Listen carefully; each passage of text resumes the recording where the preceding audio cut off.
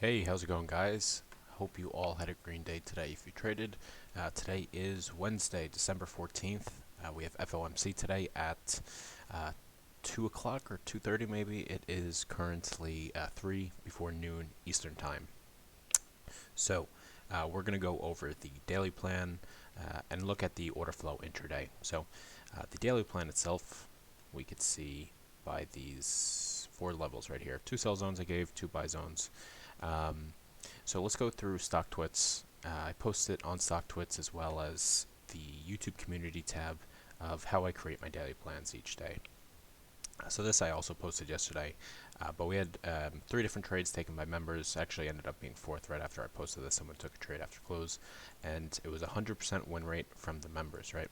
I teach how I execute off these levels, how I read the order flow in a smaller time frame to be able to execute off them, and a few other little tricks in the room.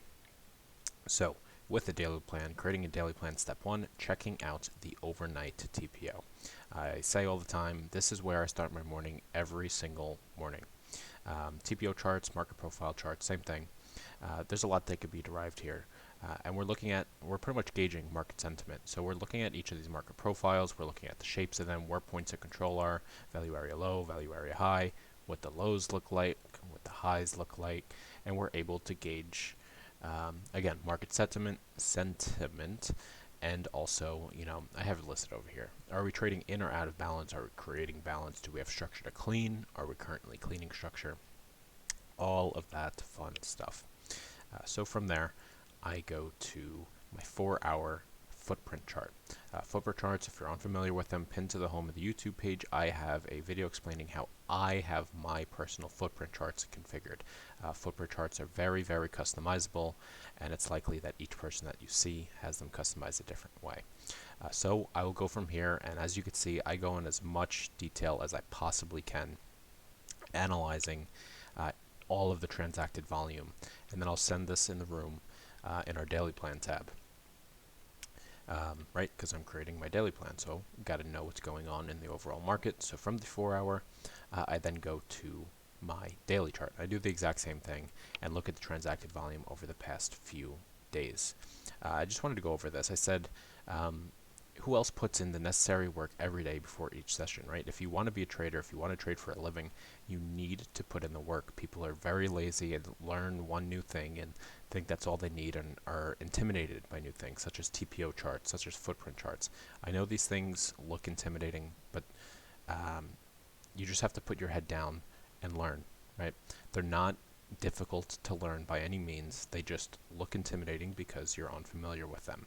I analyze the transacted volume and I find out what the significance is and how I'm going to end up profiting off it. There's no subjectivity when you look at order flow, right? The footprint, unlike trend lines, right? I have this trend line drawn, you have that trend line drawn. When you look at transacted volume, there is no subjectivity. There's transacted contracts, that's it. Same thing with people who trade off moving averages. You could see I do have moving averages on my chart, but I do not trade off of them.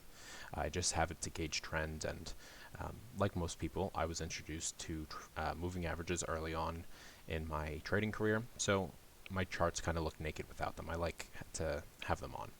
RSI, technical analysis, double top, double bottom, all that kind of stuff, all the same thing. If you want to do this as a profession, you have to trade how the quote unquote, right, air quotes, big boys do. They're not looking at double tops, double bottoms, moving averages. They're looking at the transacted volume, right? That's all that matters. Market makers, banks, algos, whatever you want to call them, they cannot hide transacted volume.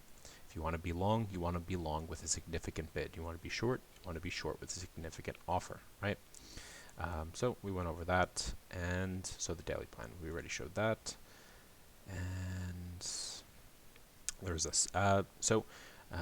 If you want to minimize your risk exposure in the markets, one of the ways we could do that is by using a prop firm or trading for a prop firm.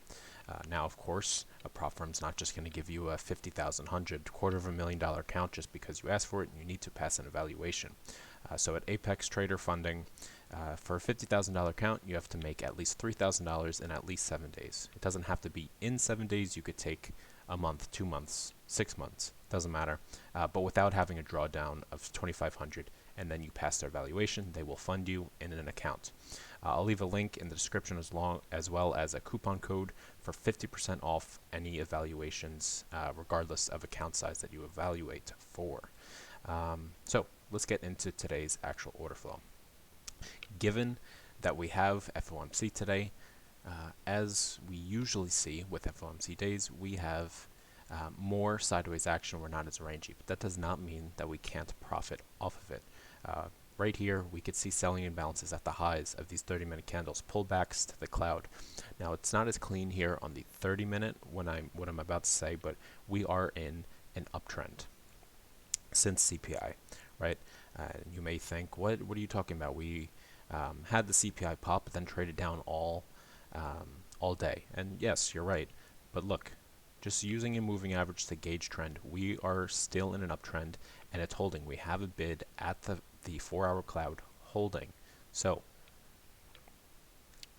shorts into the sell zone with selling imbalances, covering into these buying imbalances at the cloud because we know that the trend is still up, right? And then these sellers bake themselves in. People who aren't taking profits, they get stopped out, and we want to enter on their stop out, right? And removing or peeling off either your entire position, most of your position, into the cloud, knowing that they were trading against the overall trend. Now it's getting a little bit later in the day. I prefer not to trade this late in the day on FOMC days. I actually do like trading FOMC days. I find that they're very easy to just scalp, take your points, and then, as I like to say in the room, just enjoy your popcorn and watch everyone else trade the volatility.